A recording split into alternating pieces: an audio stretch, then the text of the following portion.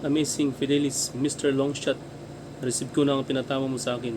More power. Isang mapagpalang umaga sa iyo, Bossing Daguman Fidelis.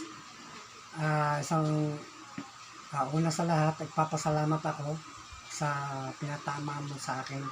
Na-receive ko na ang 3,000 pesos na yung tama ko last Friday. Maraming salamat sa iyo.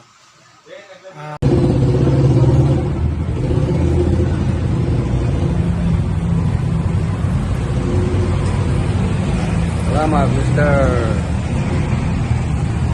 Amazing Fidelis, Mr. Longshot. Tanggap ko na yung tama natin sa Pipay. Kaya maraming salamat. So sa mga bayang kalista, kung gusto nyo mag-join sa group chat namin, message nyo lang Daguman Fidelis sa messenger. Then pwede na kayo mag-join. So again, lang sa lahat, at sana marami pa tayong tama. Okay.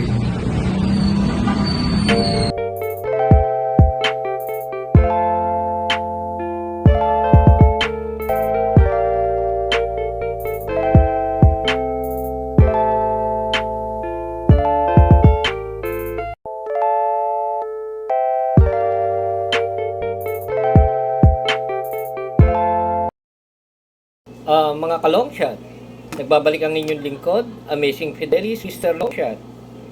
So ngayon po, magbibigay tayo ng ating race analysis, yung pananaw natin para sa karera ng linggo ng Metator Race. So meron tayong 7 karera. So ito ay 3-year-old 3-year-old imported and local challenge to. So magandang laban ito, yung mga imported at mga local breed natin ng mga pangarerang kabayo. So bago po ako magsimula magbigay ng race analysis para sa linggong ito, gusto ko pong batiin ang aking mga kagrupo sa Legit Winner Take All Bakasan Group Chat dahil tagumpay ang aking race analysis sa kanila sa pagbibigay ng giya. At the same time, sa mga nanood ng Saturday, December 14 na YouTube na binlog ko rin, kung mapapansin nyo, may mga tinago kong long shot yun. Pero yung dun mula sa race 3 hanggang sa race 7, na kung saan, kung tumaya kayo ng pick 5, diyan ko mapapatunayan sa inyo na hindi kailangan manghula ng pananaw sa karera, kundi kung ano yung may posibilidad at matapat. Yun lang yun. Hirap naman yun sa tipster 3, 4, 3, 5, 4 pa, no? Actually, yung binigay ko dun, may 2 paningil at yung 2 dehado. Hindi ko sinikret sa inyo. Si Laughing Tiger at saka si Hot Legs. So, kung titingnan nyo dun sa braille ng yung binigay kong analysis doon. Actually, marami nagpapasalamat lalo na sa mga sa aming group chat kasi pre-pick 5 sila at binigay ko sa kanila yung pick 5 na yon na kung saan yung 16 pesos lang yun dalawang single, no? Tapos Tagalawa, no? Kasama si Laughing Tiger at si Hot Legs, tumama ng 1,170 pa. So, dyan yung makikita, hindi kailangan yung marami kayong binibigay, no? Na race analysis o tip ninyo. May-ari na nga ng kabayo, ganun pa magbigay, 4-3 pa no? Pero ako, never kong ginawa yan mula nung tumama ako ng single tipster shootout champion na 2 times ako nag-champion at the same time solo winner take all winner ako ng 2013. Yan ang pinatunayan ko. Hindi kailangan ng malaking pananaya sa karera. So again, so much for that. Binabati ko, no? Banggitin ko nga sila ngayon kasi sobrang nitong mga sobrang tuba nila dahil ganda ng mga DD1 namin, Dibo, no? Kung nasundan nyo yung ano na yun, yung tip na yun mula sa DD1 ng ano, race 3 to 5, 4 to 6, at 5 to 7, puro thousands ang bigay nun, ha. Pero tingnan nyo naman, isa, dalawa lang yun. So, yung mga pinatama ko, gusto ko lang batiin, no. Yung bago naming member actually dito, dalawa, si Bon at saka si Noel, no. Hindi ko na lang mabanggit yung apelido kasi medyo marami sila. So, si Bon, si Noel, yung bagong pasok, congratulations. Ito, mga loyalista ko na talaga to. Sila Ernesto Morales, Raimundo, tsaka si Florante. So, ayan o. Ayan yung tama nila o. Kalista o. So, yun lang. Pinaawas na nila yung taya nila para sa linggo. Yung bakas nila at saka yung solo winner take all nila. At syempre, linggo, meron pa rin akong pre-pick 5 sa kanila, last forecast at super 6 kapag ka sila ay bumakas. Ganon din kayo, kung magme-message kayo sa akin ngayon, search nyo lang Dagunan Fidelis sa Messenger, at pag nakabakas kayo, meron din kayong free bet na pick 5, super 6 at last forecast. So, doble-doble panalo nyo at may pambawi pa kayo. So, eto na, bibigay ko yung aking pananaw para sa linggong karera, no? So, as I've said, ano to, laban ng imported at local, so anything goes. Kung sinong magaling, sinong mahusay, para sa akin, ito yung mga pili ko, and at the same time, syempre, protection ulit sa aking mga kagrupo na aming long shot nasa aming group yun. So, mag-message sa kayo, Dagunan Fidelis sa Messenger, para makasali na rin kayo sa legit winner take all bakasan. So, congratulations din sa mga nanood. Kung hindi man kayo nag-member that time at nasundan nyo lang yung binigay kong 16 pesos, tumama kayo ng pick 5. Libo pa yun. At kung nagdidiwang kayo, gamit yun, puro libo talaga yun. So, konti lang yun, isa, dalawa lang ang bigayan ko. Mga regular viewers ko, alam yan, hindi ako namimigay ng hula-hula. Talagang kung isa, dalawa lang, ganun. So, race 1, winner take all, no? Magsisimula itong ating 3-year-old above maiden race. So, premyuhan to, kaya maganda mag-message kayo at nang makadali kayo ng long shot sa akin. So, dito meron kaming long shot.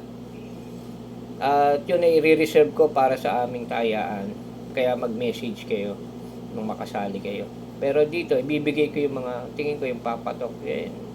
Para sa akin, pang-uuna ko dito yung star of the show, ni Charles Reyes.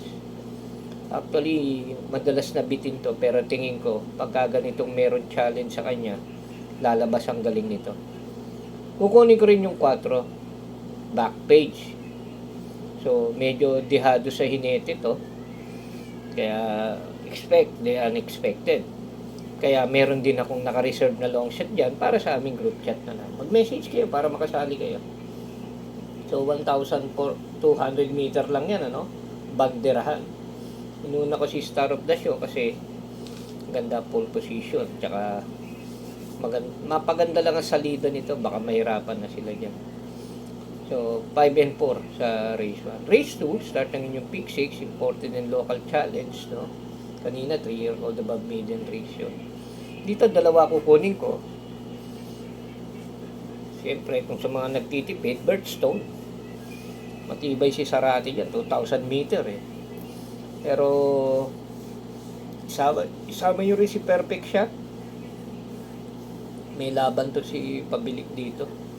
5 and 3. Sa race 3, start ng pick 5, yan, may pre-pick 5 sila sa akin. No? So, nagtitipid, kunin nyo na lang yung 6, Doña Chichay, ni Lester De Jesus. O yan, kilala nyo may-hari niyan.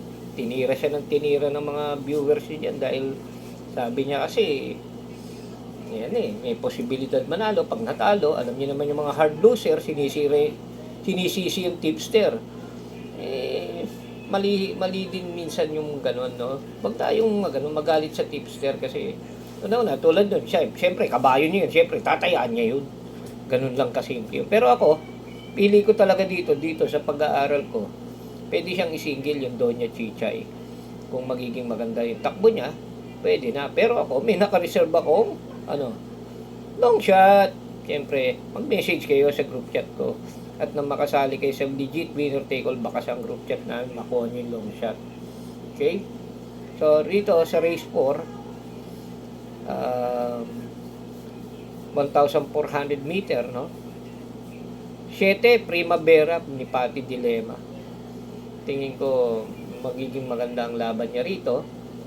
Pero hindi ko rin iiwanan yung magandang dilag ni JR De Ocampo. Tingin ko siya yung may pinakamagandang salida rito kapag ganitong 1,400 meter eh. So 7 and 4 para sa race 4. Race 5, gandang laban, ano? Local imported, you know? Yan. Ito, split naman to, 6 to 10 split.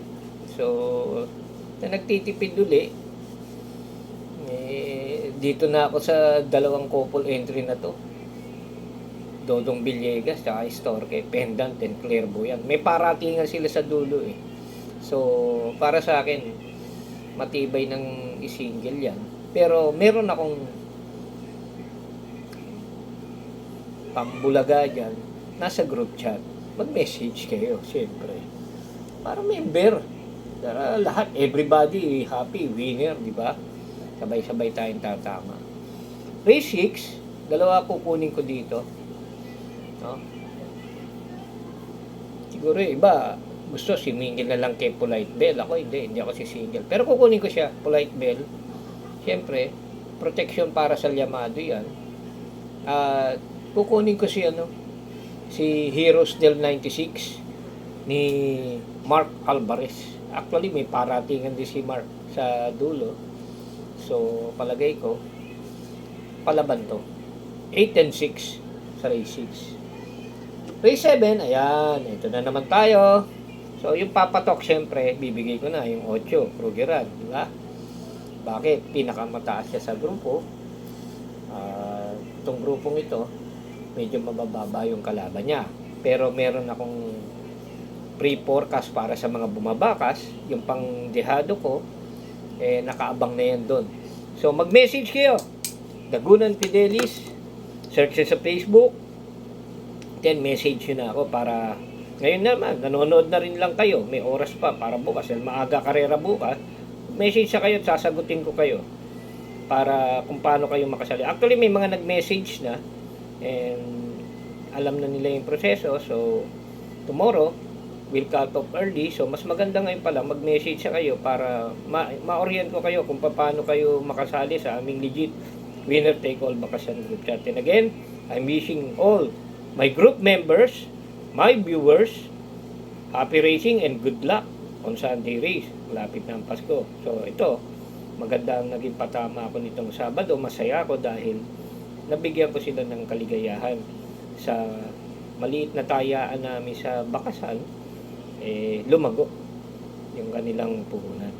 Salamat, and again, message lang, Dagunan Fidelis sa Messenger, and join na. Let's try it para everybody have a Merry Christmas. Thank you.